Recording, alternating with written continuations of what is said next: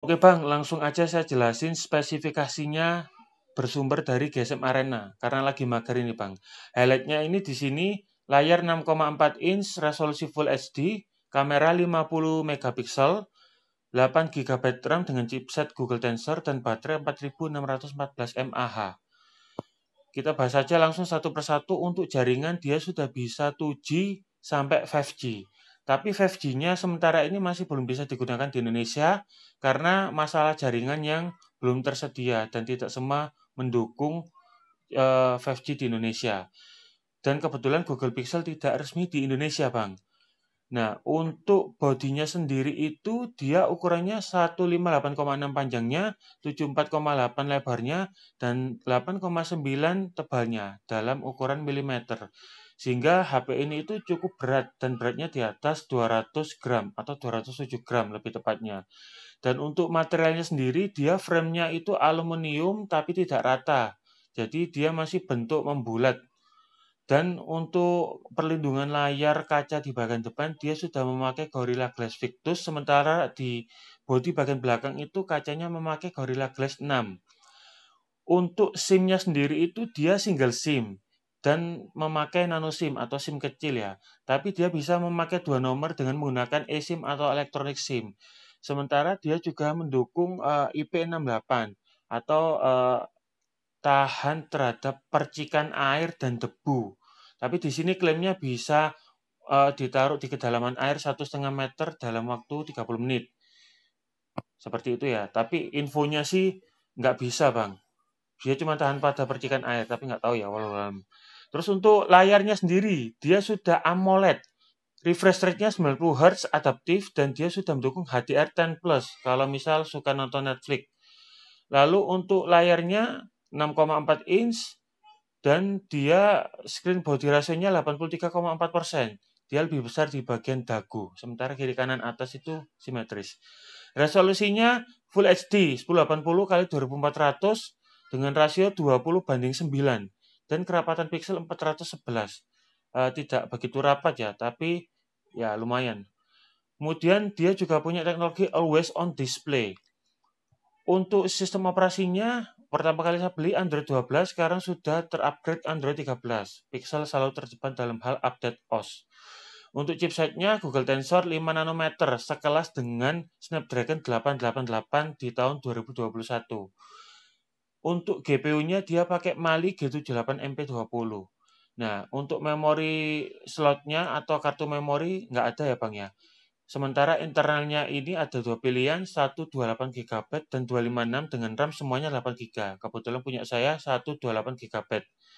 Untuk kameranya ada 3, di bagian belakang ada 2, 50 megapiksel kamera utama, kemudian dengan autofocus dan OIS dan AIS, lalu ada 12 megapiksel kamera ultrawide dengan sudut kelebaran itu 114 derajat, nggak begitu lebar Bang. Lebih lebar iPhone 13. Dia juga punya fitur dual LED flash, lalu ada auto SDR atau HDRnet punya pixel yang tersohor itu, ada panorama juga. Untuk video, dia mendukung perekaman sampai 4K 30 dan 60 frame per second. Ada juga 1080p 30 atau 60 frame per second. Kemudian dia juga sudah mendukung gyro dan juga AIS dan OIS. Untuk selfie kameranya atau kamera ketiga itu sayangnya masih 8 megapiksel. Resolusinya kecil tapi masih kebantu dengan AI-nya Google.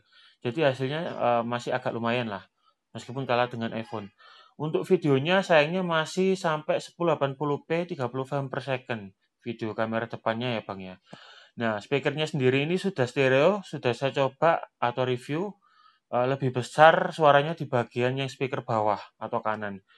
Untuk headphone jack itu tidak ada, jadi mengandalkan TWS yang disambungkan melalui Bluetooth.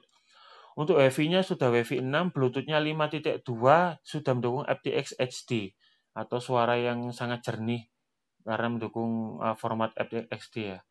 Lalu kemudian dia juga sudah ada NFC, USB-nya sudah memakai USB Type-C 3.1. Untuk sensornya, dia masih mendukung sensor fingerprint untuk unlock dan lock handphonenya, tidak mendukung face unlock ya. Sementara itu, untuk sensor lain ada accelerometer, gyro, proximity, compass, barometer. Untuk baterainya dia 4614 mAh dan bisa di-charge, diklaim pakai 30 watt charger. Saya sudah beli charger asli dari Google, tapi hanya bisa sampai 20 watt. Mau pakai charger apapun tetap 20 watt. Jadi klaimnya masih meragukan, meskipun dia juga sudah mendukung Power Delivery 3.0. Klaimnya di sini 50% dalam 30 menit, sementara saya nge-charge sampai 1 jam itu, 1 jam 50 menit itu baru bisa full 100%. Dan dia juga sudah mendukung wireless charging 21 watt.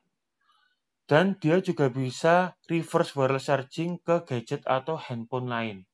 Sudah pernah saya coba semuanya ya. Untuk warnanya ada 3, Sortasi Foam, Kinda Coral, dan Stormy Black. Punya saya Sortasi Foam ya Bang ya. Untuk hasil Antutu 9-nya itu 676.831, tapi saya sudah coba itu sampai 750.000. 730.000 sampai 750.000. Sementara untuk harganya waktu saya beli pertama kali di tahun 2022 bulan Maret itu 11.600.000 tanpa pajak. Jadi kalau pakai pajak lewat bea cukai itu karena nggak resmi dia bisa sampai 13 sampai 15 juta. Kalau sekarang sudah di angka 9,8 sampai 10 juta. Itu Bang tentang Google Pixel 6 spesifikasi dan harganya, semoga bermanfaat. Terima kasih.